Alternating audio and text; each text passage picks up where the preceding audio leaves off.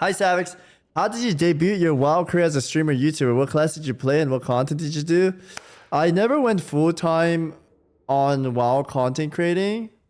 I know a lot of people say like, oh, you get to do these raids or BGs because you're a streamer, but once upon a time, I was just a normal WoW enjoyer that just led groups. I think learning how to lead groups is very important if you want to do YouTube or content in general. It makes it where you could lead your community too, and it's fun when you could do like community stuff like this, right? I just made a lot of Red Paladin guides back then, and I pushed to become the #1. And regardless of making content or not, I just wanted to be one of the best players in Arena. So that's how I started off.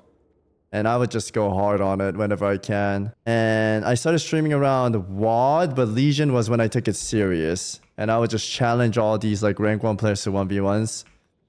5v5 1v1s were like the biggest ones. So I'd say if you want to start now, make shorts and YouTube as a hobby. And if you get enough subs, you can start streaming. And on the YouTube channel, you can let them know that you stream so they tune in to watch you play or learn. Or maybe do fun group events. However, WoW YouTube community is pretty tight in some sense. And there's a lot of streamers that do a lot of content together with viewers as well. That's a really good way to join. Kind of like Ozzy's a good example. He just started streaming when Hardcore came out. And people needed tank. And he would tank for them. And he got his name known. Now he's like growing, right? So there's like timing and joining groups. That helps a lot. I wish I knew that when I was growing. But I just pushed alone doing arenas.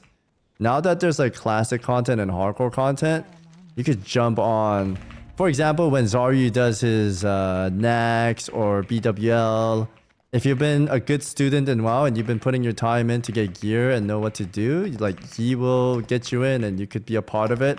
And then you pump in the DPS meter, you get your name known out there. And that's a really good way to start too, just getting your name known.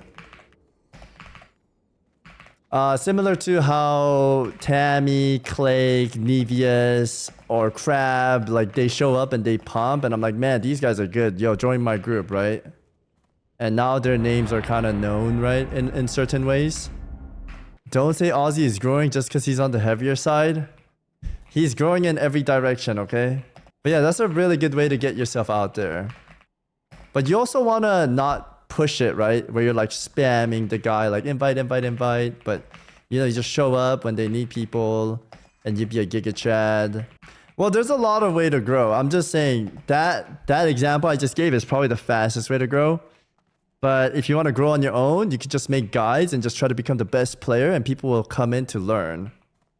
And once you have that stable, you could just do whatever you want after that.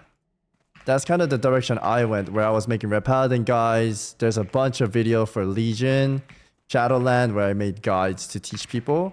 Because guide is where it gets the views, you know? People want to learn. Or whoever spent a lot of time in, they want to go there and get the shortcut, all the knowledge, instantaneously, right? But I don't try hard in PvP anymore. I just do community things, which is super fun for me. And I don't have to be super sweaty. Fart Guy is a very good example. He just comes in, pumps. He has a funny name, Red Paladin. And now, me, Ompi, and Zaryu knows about Fart Guy. Stands out, you know? Pika gained his core audience, walking people through PvP Arena. Not only that, he's actually very fun. He's fun in an articulate way, which is unique. Not a lot of people can be funny and do arenas, right? I think he can be a little bit toxic and bantery too, and people like that. I guess that's a good point to make. Just because you're like #1, you won't get the views. There are many WoW streamers who's like rank 1, but you don't get views. Your personality matters a lot too. But once you get known, it'll be easier to grow. It's just hard to get to that spot, right? Yeah, last thing I'll say about this whole topic though is that just treat it as a hobby. Like don't quit your job or don't quit your school. Like treat it as a hobby, and if it works out, you can continue it. But just make time for content making and send it like that. Because I've done this for a long time too, and there was like 1 year that I made maybe like $300. Because back then, it wasn't...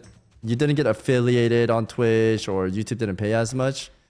So yeah, you should just treat it as a hobby. Because I went to school and work and just made montages. I made montages once a month. And then eventually became like once a week. And then I was like, you know what?